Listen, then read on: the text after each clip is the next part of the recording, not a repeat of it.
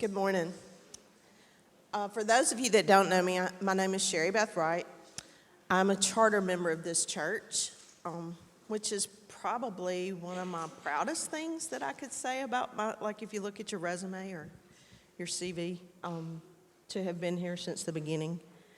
I'm a cradle Methodist. I was born into a family that went to the First United Methodist Church of Houston, Mississippi, and was baptized as an infant there. My brother was too. I went through confirmation class there.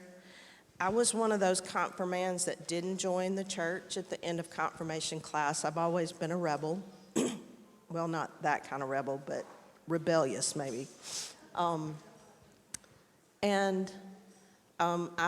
chose to join the church on my own at a later time when I felt like God was calling me to do that. And I've played the piano since I was a young girl, and I started taking piano lessons at the age of 6. I joined the church when I was 12, and when you were in middle school, my piano teacher, one of your training things that she taught us was you were to play at your church, to learn to play hymns for your church, to accompany people when they were singing, to accompany congregational singing. But that was something that she encouraged, in fact, pretty much insisted that we do.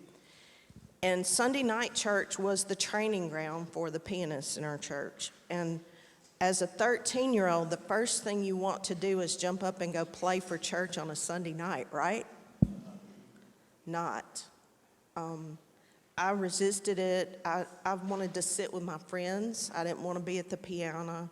I wanted to hang out and maybe even not go to church on Sunday night because I'd already been on Sunday morning. And I'd be like, I don't want to play for church tonight.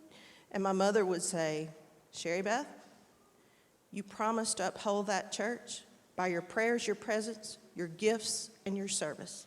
And you have a gift, and you're going to use it because that's what you promised. And I don't remember the vows of the church that I took when I said them, but I certainly remember the vows of the church because I heard them in that way a lot. This was the hymnal when I was a kid, and this particular hymnal was given in memory of my grandfather.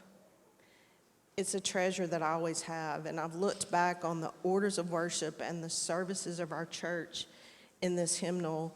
And I've thought again over this season of commitment that we've had in the last several weeks about how am I fulfilling my vow to uphold the church by my prayers, my presence, my gifts, and my service.